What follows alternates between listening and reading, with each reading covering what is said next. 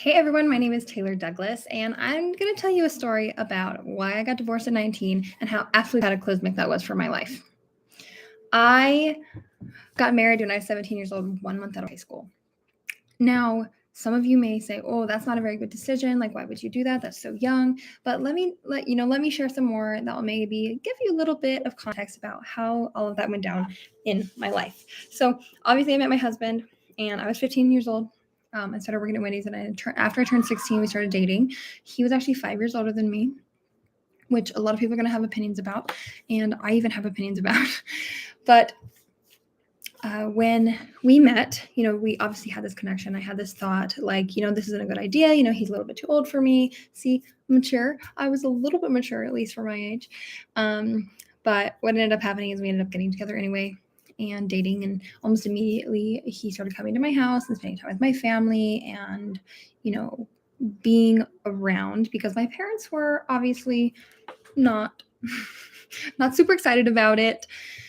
But they said, he needs to come around the house if you're going to be dating this person, because legally, obviously, as any young couple would do, we legally knew that because of the Romeo and Juliet laws where I was from, there was nothing legally that could be done because we were within the 5-year bound of that law, and I was over 16. So we were dating for a while, and 2 years later was when our wedding was, after we got married. And let me tell you, before that even happened, there were so many red flags. There were so many stop, do not pass go, types of events that happened. And I couldn't see it for the truth of what they were, because no one ever told me. No one ever taught me that what like emotional abuse, what really unhealthy relationships look like. I had only seen examples in my life, and I had no idea how to deal with those situations. And so I just kept dealing with them. And honestly, I think my parents just felt like they had no power over anything, and they couldn't actually stop me from, dating this person. And so they went along with it. They also loved him. He was great, to our family, and he was great to be around. But he had so many things that he was dealing with that I now have awareness of that he wasn't aware of and that he wasn't dealing with. And so we got married at 17, and almost immediately what ended up happening was there was immediately more lies, hiding, drinking when he said he wouldn't be drinking, lots of fighting, lots of yelling, lots of disagreements, lots of disappearing, lots of not coming home, lots of, secretly going to the bar, like stuff like that. And so if that's something that's happening in your relationship, I want to invite you to really listen. Because this could literally save you from the kind of heartache that I had to deal with. And so over the next year, that happened a lot. And we had, just this culture in our family of unconditional love. And what I didn't understand was that unconditional love does not mean lack of boundaries. I had never heard the word boundaries before in my life. I didn't know what those were. I didn't know people could set boundaries. I thought you just loved people as they were, and you just focused on being married, forever. And we'll get through it. We'll get through it. I always thought that to myself, like, we can get through this. We can make it. I promise everything will be just fine. And he wanted out like pretty early on, but he wasn't really serious about it, and he never left. And so we kept going. And summer of 2012 was 1 year after we got married. We kind of hit a really big brick wall, and we'd moved into a new house, and things were not going well. And we were still fighting, and he was still drinking, and lots of things like that. And there was one night where I was going through his pants because I was going to put stuff in the laundry. And I found like a condom wrapper. And I was like, oh, good, great. Like, why do you have those? Like, there's no reason for you to have those. And so it was this big thing. And things escalated from there for the next month. And he kind of disappeared.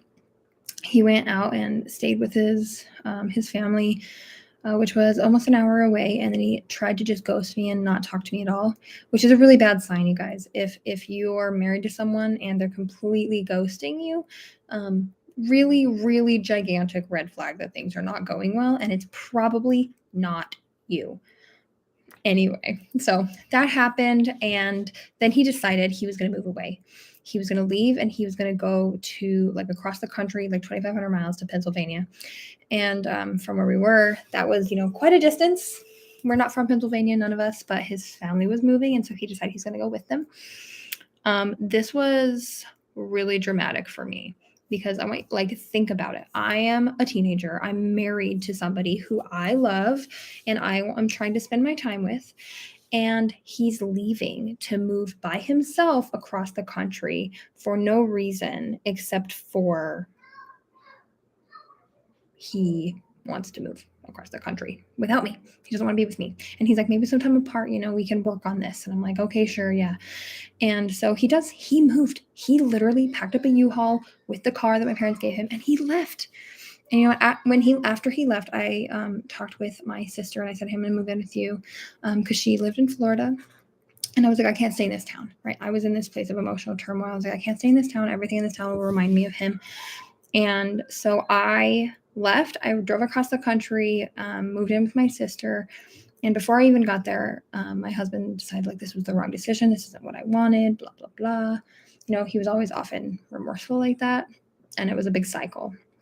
And it happened over and over again. And I think part of it was true. And I think part of it, I feel like he really wanted, that relationship. He really wanted the love, but he couldn't handle it, right? He didn't have the attachment style that would let him handle it. And he'd kind of turned into a narcissist a little bit because of all of the trauma that he'd experienced in his life. And I know this only looking back now. Anyway, we end up moving to Florida. The next 3 months are completely chaotic for me and crazy, completely crazy. And late in January of 2013, I start seeing him be a little bit different.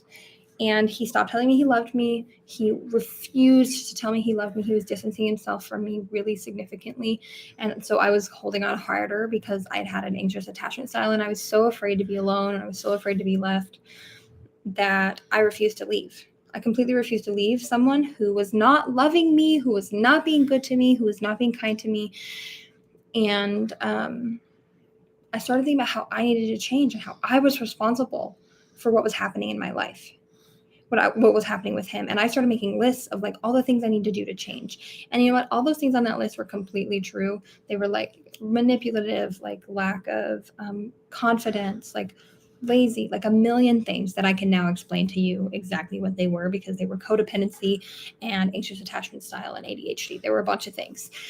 But that month was one of the best things that could have happened because I started making these lists of things that I wanted to shift and change about myself.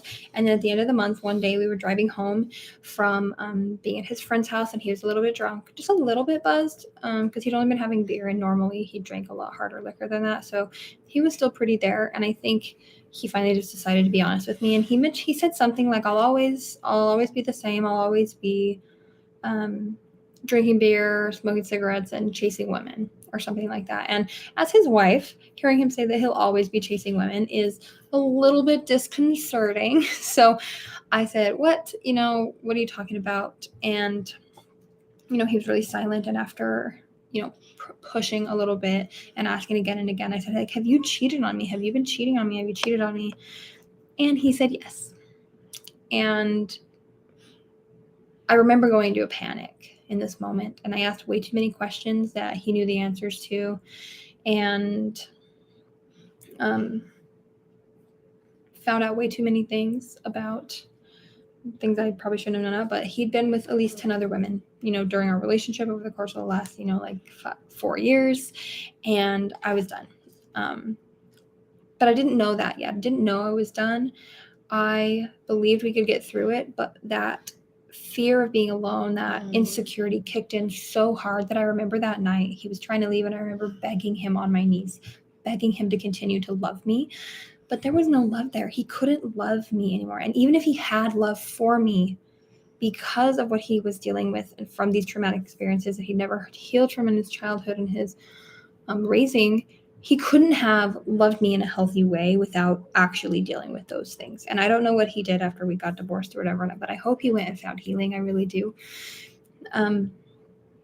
Anyway, I go to church that Sunday, and I was praying about what to do because I didn't know the right answer. We didn't have a family culture of getting divorced or running away from problems. And, maybe my parents stayed in their relationship, way too long, and or maybe not. They're still married. They'll be married for 50 years this coming January, 2023. And that's amazing, right? But I know they've dealt with so much across their time that so many other people would have given up. People probably still would give up, but they've been working on it, for a long time. And I didn't know what I was going to do. And that Sunday I heard God tell me in my mind to listen to my husband. He said, listen to your husband.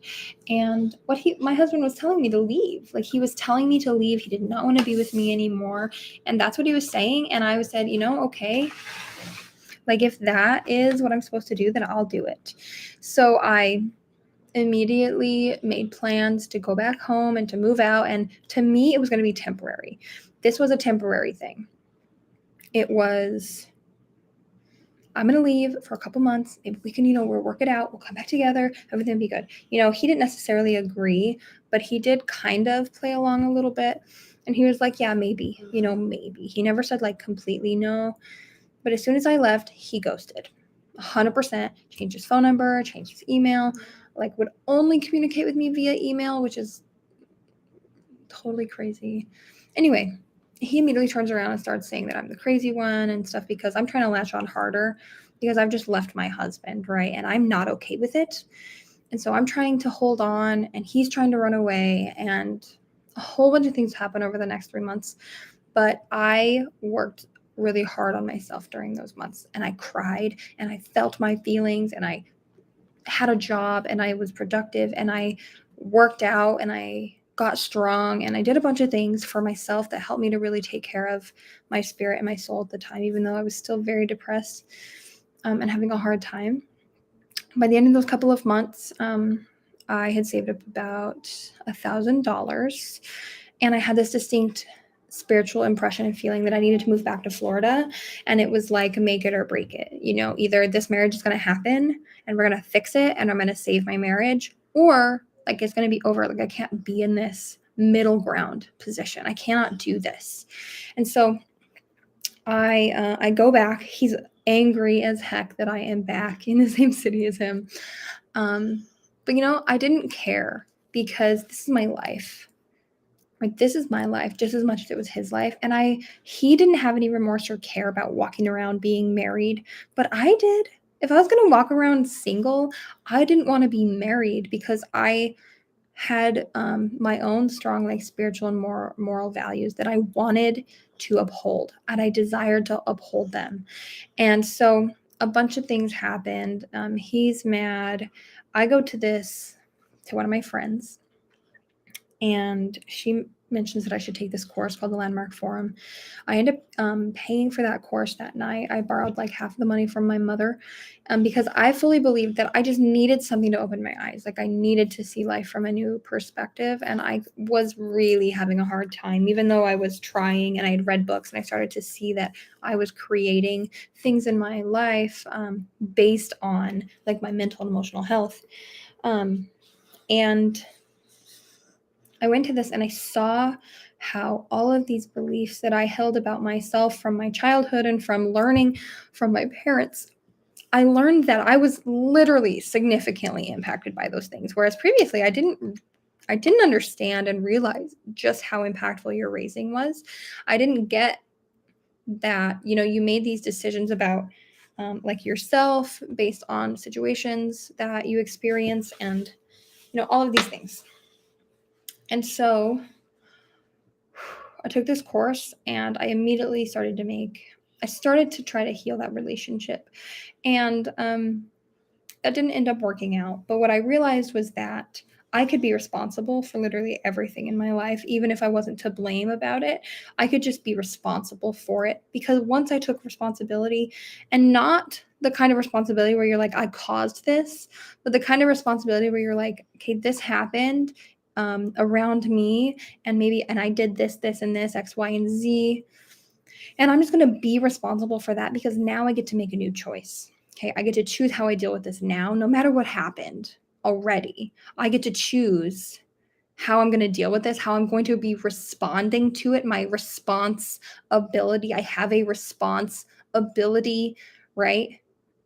And so using that ability to respond to actually make the choices that you want to make instead of the choices that you've always made in the past, or the ones that were just from, surviving the circumstances that you were in. And so I started going from this place of survival to this place of creation.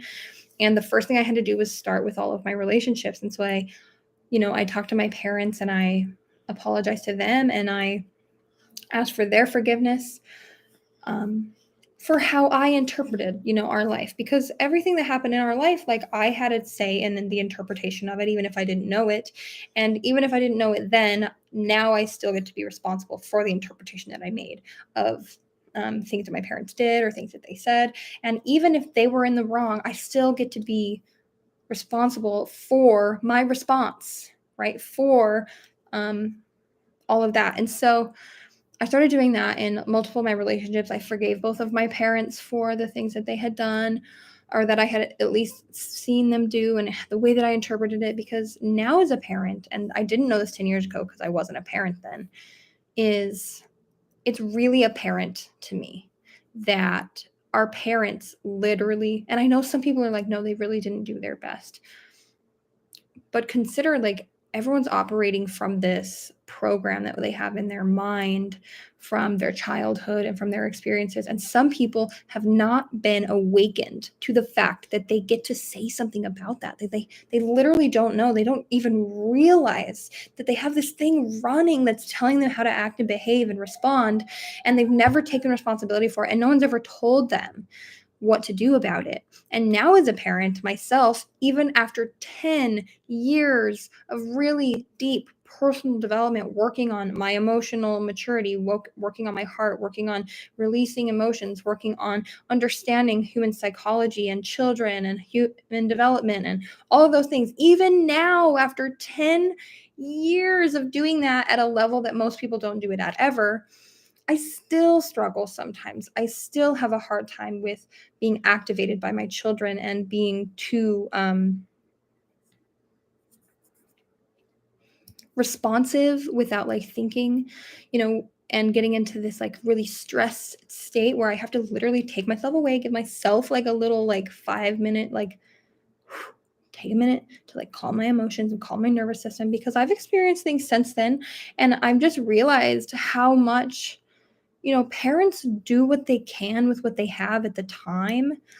Even if they know better intellectually, sometimes knowing better doesn't actually translate into the actions because they're not using the right tools, and it takes so much work. And so I forgave my parents. I started forgiving people. I forgave myself. I forgave my ex-husband. I started asking people for forgiveness for how I impacted them, even if I didn't know how I impacted them. And some people weren't impacted and some people were. And some people didn't want to tell me how I impacted them. But I started just having this new lot in life where I saw that I could create happiness in my life every single day, how I could find joy amidst the chaos. And a couple of months later, I showed up to the courtroom. For our final court date for divorce, and he didn't show up. I was alone completely. But what did happen was that when I got up there and I sat at the table, and the judge had been asking everyone the same exact questions. I was there with like 6 other couples because it was like all the non-contested whatever. She was just asking, like, is your marriage irretrievably broken, blah, blah, blah, whatever she was saying. She asked everyone the same questions until she got to me, and probably because I was alone and I was crying because this was a really, rough day. And she asked me this question. She said, can we do anything? Like, can we mandate therapy or whatever? And I had this moment where a year ago, the me that existed would have been like, yes, mandate therapy, make this relationship work, blah, blah, blah, whatever. But that's not the decision I made. And I had this moment and I thought about it really hard. And I said no, choked no, like through my tears. No. And she said, are you sure? And I was like, yes, I'm sure. Because in that moment, I didn't want to choose to be that person anymore. I wanted to choose me. I wanted to choose myself for a change, and not choosing me in like a selfish way. Like, I wanted to take care of my life and no longer be at the hands of someone who had hurt me repetitively, who I had defended, their maliciousness, who I had really gone to war for. I needed to go to war for myself. So I said no. She said, okay. She stamped the papers. She handed me my divorce papers, the official ones, and a copy of them at least. And I walked out of that courtroom and I was divorced. I was single. Even though I hadn't been with my husband for almost a year, I was legally, officially single. I took off and I put my rings away and realized like I had this chance, this new lot in my life, this new opportunity to become something new, to create myself as somebody new. And I've taken that with me for the past 10 years, that everything is a creation. And people get real weird about like, oh, the spirituality or manifestation or any of that. But no, like creativity, being creative is a human thing. And you get to actually just say, right? If I wrote down on this piece of paper, like exactly who I want to be, if I said, I want to be a multimillionaire, there's probably like 200 other things that I got to do to actually create myself as that human being. But I have to create that person. I have to create that happy person before I can ever be the happy person. I have to create the way of being around it before I can ever have it realized in my life, because that's how it works. You become it before you actually have it. Right? I created myself as a mother and a wife before I even became a mother and a wife. When I was looking for a new spouse, or I wasn't quite in the space of looking yet, but when I was open to the possibility, I created this whole list of what I wanted the relationship to be like. And I thought to myself, how do I have to be in order to have that relationship? Because the person I am right now can't have that relationship. Just like right now, this very moment as I'm recording this video, I am not somebody that has a really successful business because I haven't created that successfully yet. There are things that I need to become in order for that to happen. There's actions I need to take. There's mindsets I need to have so that when the right opportunities come, that I have the mindset of what to do now so that I actually can go and create that. And so I did that and I got married again. Like 1 year later was when I met my new husband. I wasn't looking, but I found the person who would give me that exact relationship that I was looking for, because I became the person that person was looking for. And the same thing in my business and in the rest of my life. I had to become, just like you have to become the kind of person who can have the kind of life that you're looking to have. If you want to have a happy life, you have to be the kind of person who can have a happy life, to make the kind of decisions that a happy person makes. You have to feel the kind of feelings that a happy person feels. You have to have the mindset and the beliefs of a happy person. You can't just say you're going to be happy and be happy. Because if you're just doing that, if you don't actually become a happy person to have a happy life, all you're doing is disassociating. You're not actually creating something sustainable. So if you want to have something sustainable, you absolutely have to become it before you have it, or else you can't sustain it. It's like people who win the lottery. So few of them actually become someone who can keep it and multiply it. Most of them lose that money so fast, and they lose their whole life wishing that they didn't ever win the lottery, because they didn't have the skills and the mindset and the heart set to actually be that person that could have that much money. That's why I don't have that money. I'm not that person yet. But it is so key. It is so good. And I love you. And you can really, you're a creator. As someone who's a creator, you are meant to go create with your life, okay? So here's what you gotta do. Oh, it's backwards. Oh, hold on, I'll write it backwards. You gotta go. It's gonna look really bad. Go create. Let me see. Go create. Okay? Do it. Peace out.